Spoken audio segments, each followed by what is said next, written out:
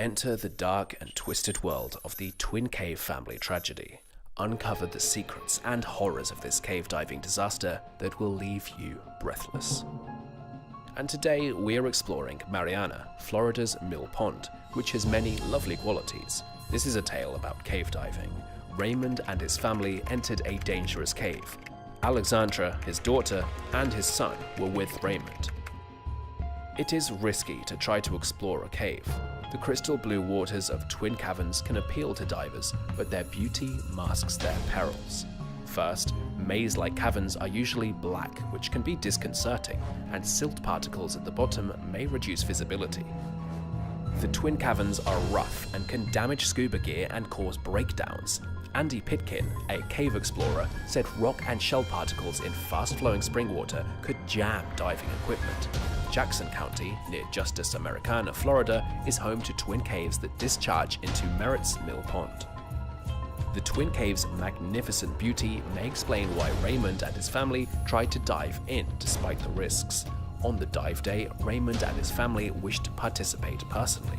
The water has a variety of colors, blue, and is extremely clear. The gang donned gear, wished each other luck, and dove. They swam to the entrance of twin tunnels where they saw another group of divers exiting through crystal clear water. Alexandra was the first to enter the cave, followed quickly by her father and brother. She had a pistol grip dive light and a single tank and was astounded by the cave's splendor. The cave's unique features made diving there a lot of fun to avoid breaking her gear. Alexandra wanted to stay away from the sides. She requested her father and sibling to stay behind her on the dive line. She passed through with an up and down flutter kick. She started swimming in the cave to stir up the silt, obscuring her vision, but it only worsened. She realized all of a sudden that she was blind. Her breathing became heavy and unsafe, and she faced peril.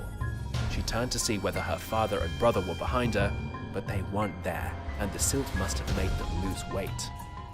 This stiffened her up, so she kicked harder, generating more blood. Alexandra's fellow divers began to watch as she could no longer see her hands in front of her face. Alexandra, her dad, and her brother disappeared in the silt mist. Andrea, who was in charge of the group, thought, or at least hoped, that Alexandra and her family had made it. Andrea and her crew knew they were in a risky situation. Andrea asked her husband and buddy to follow her out of the cave and across the sand.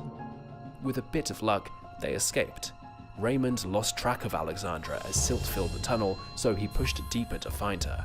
Fortunately, he spotted her and told her that they had to go. They were right next to each other, but they couldn't see each other's faces.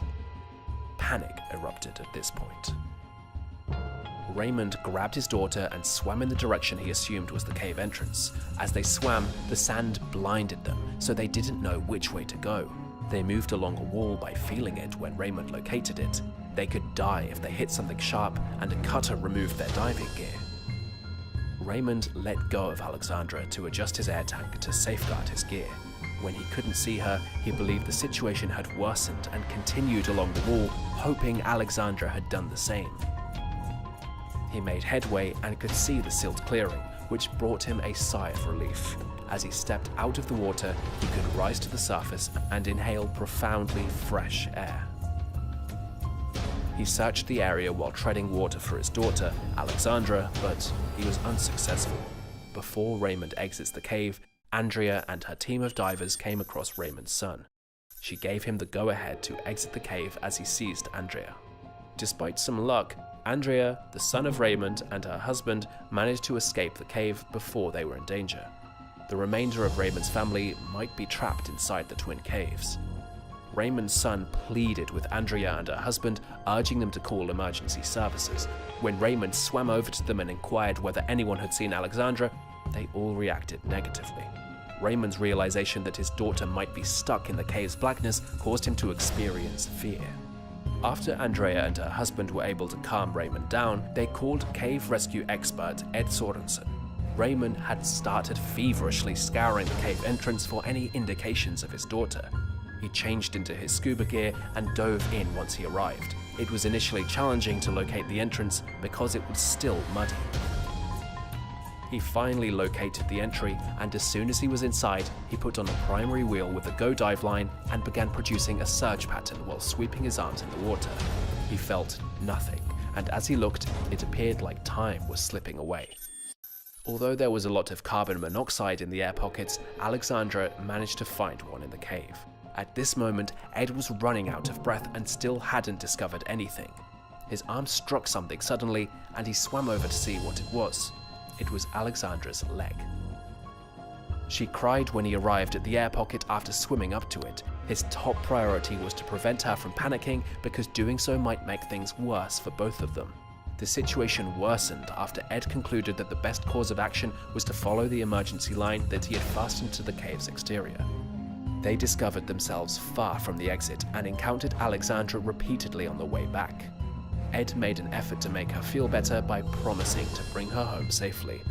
They were swimming blind after he dropped a line and cut Alexandra free, but Ed could find his way out of the twin caves using only his instincts because he was familiar with them. Could this have been avoided? Let us know in the comments below.